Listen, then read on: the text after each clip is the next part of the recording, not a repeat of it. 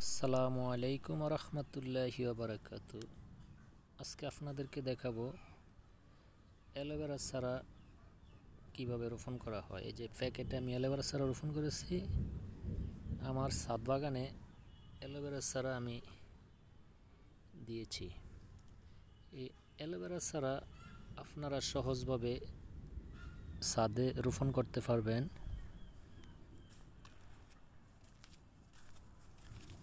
এবং এই অ্যালোভেরার চারা খেলে আপনাদের অনেক উপকার হবে।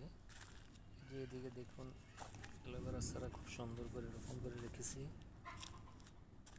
আপনারাও এইভাবে রোপণ করতে পারবেন।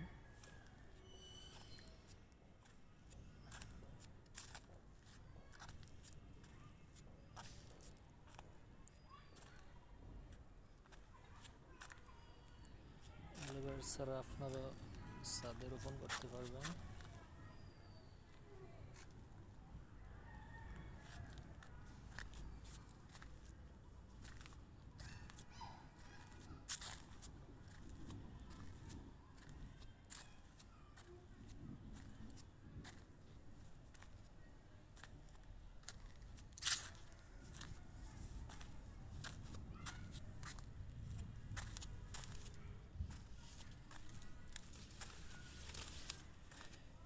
অ্যালোভেরা জেল দিয়ে অনেক উপকার হয়। অ্যালোভেরা জেল দিয়ে মুখে দিলে অ্যালোভেরা জেল মুখের ত্বক সুন্দর হয় এবং ভালো হয়।